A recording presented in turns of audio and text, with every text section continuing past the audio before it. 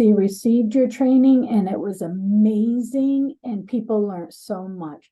We had to kick people out of the room. They didn't want to let you go. Thank you so much, Melissa. You're always such a great support of the center and our work, and you are doing really amazing things over there at NBCAA. I appreciate you offering that little comment for us. So I'm not seeing anything. If something does come up, as I said, you can use that link that I dropped there, or you can contact me, Shana P. at thecenterutica.org, and just send me an email. So I also want to talk about our translation offering. The translation department at the center is called TONE. So that can be a little confusing out there in the community because we're the center, but our department is branded separately for a couple reasons. We actually do quite a bit of work outside of the local area. And so that helps with our branding outside of Utica. Within Utica, it's actually way better to just be part of the center. But we have that separate branding so that we can operate and provide support for organizations outside of the area. We actually have a global team of translators. So we have translators working on 5 different continents. We are sending projects in the afternoon to places in Asia so they can get them done for us by the morning. We are working in all the critical languages needed by our refugee communities, including Arabic, Burmese, Karen, Kinyarwanda, Somali, Russian, Ukrainian, Bosnian. We work regularly also still in Vietnamese, Spanish, of course, Russian. And although it's a bit difficult and a bit pricey, as some of our staff know, we do provide Rohingya services, but I would really encourage you to work more with our Compass Interpreters program for that resource because most of that community is not literate in Rohingya. So just having documents translated is not going to be helpful for them. So we really, really highly encourage in-person interpreting support for that language group. I also wanted to tell you, in addition to providing documents for organizations, so you're looking to have maybe a brochure, a flyer translated, maybe a handbook, we can consult with you also to help you maybe decide what you need translated. So we do encourage you to think very thoughtfully about what might be needed and why. And I did put together a few tips. I'm not able to share my screen, but I'll just let you know about them. And we hope in the fall through MANAR and the Office for New Americans to provide a special session that just talks about getting your materials translated, because there's actually a lot to know out there. So I would just like to provide these tips this morning for you to take away. So get out your Google Sheet or your notebook so you can write these down if you're considering translating something. First and foremost, what's really important on your English documents, please consider space. If you intend to have something translated, now I know you might be creating documents that you didn't think you were going to have translated. Now you want them done.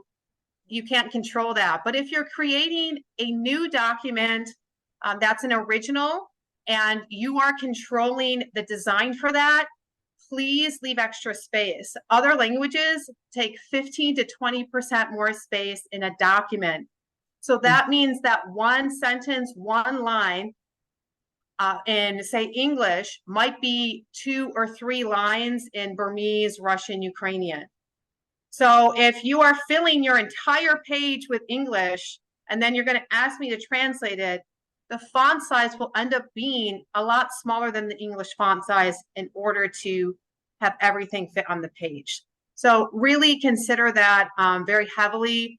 I think Arabic and Dari and Pashto are some of our languages that tend to take up less room, but most of the other ones take up more. So you really want to consider that in design. Also, consider the purpose of your document right from the beginning. What is this for? Because we might ask you for that. Translators want to know, what are you trying to accomplish with this translation? What is your target audience? Translators that are professionals are trained to ask, If we don't give them that, sometimes they will ask me, who is this for?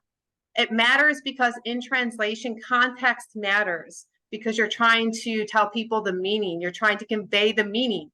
You're not trying to convey word for word. You're trying to convey the meaning and intent of the message written in English. So you have to, think about who your target audience is. And this is so important when people ask our department for assistance with deciding what languages should we translate this document into, Shayna? Help us. We don't really know. We know there's all these groups in Utica and we only have this small pot of money. What are we going to do? And my question's always, well, what are you trying to accomplish? Your groups and your languages are going to be different if you're trying to target the new arrivals or if you're trying to inform the entire city of Utica. Those two language groups are not the same. We have languages spoken widely in Utica, maybe top 6 or 7 off the top of my head: Arabic, Bosnian, Burmese, Karen, Spanish, Russian. Some of those languages are of our current arrivals, but we also have very important languages like Kinyarwanda or Swahili or Rohingya or some others that are needed for new arrivals. So please consider your target language and the purpose of your document and your reason for translating it. Those are my top translation tips today. So take those away. I can offer you a lot more. Some of you might know Gigi Min, who's our translation coordinator as well. She may be the person that works with you. She's a Burmese linguist that's been working as an interpreter and translator in Utica for nearly 20 years at this point and has been working, doing a great job. She does a lot of our individual documents. So if you have people that need stuff translated for college, to get into college, or for their citizenship process, or have a letter that they need done, we provide that service as well. So please consider that. My last point on translation before I let somebody else talk this morning is to address translation technology, AI, and large language models. This is a very big topic of discussion, especially with ChatGPT and Google Translate, which has been out for years. The translation community does support translation technology.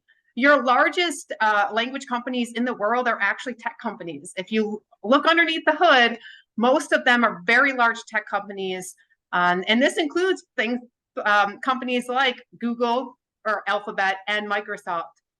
The point I definitely want to make is there is a time and a place for these tools, and they're not going to be replacing human translators anytime soon, regardless of what the analysts tell you, because most of the tech analysts are not linguists and they are not professionals in the field of translation and interpreting.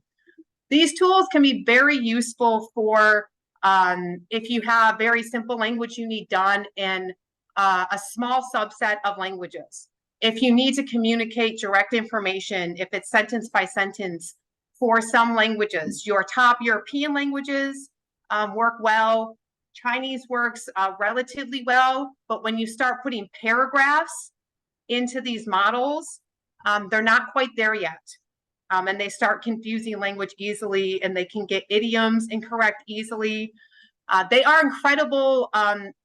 It's incredible technology. I have attended multiple sessions learning about these models. It's amazing, but use Google very, very wisely, and please don't use it for Burmese. Unless you're like looking up days of the week or, again, very simple, not complex ideas. They're not there yet. So please be careful with them. But don't be afraid of them, because the translation field is not. There's training for translators out there about how to do post-machine editing. So after a machine does the translation, how does a translator edit that document to make sure it looks, feels, and has the intent of a human? Because machines are only as good as the information we feed it, and the information they're getting fed is coming from us. And why certain languages have more out there is because more information was out there to feed the machine, and for the machine to put together thought processes about a language itself. So Any questions about translation, training, please contact me or ask your questions now.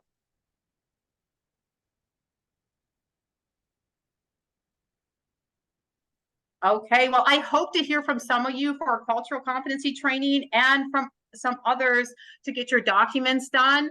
And just generally, if you need anything, please reach out to the center and our various departments.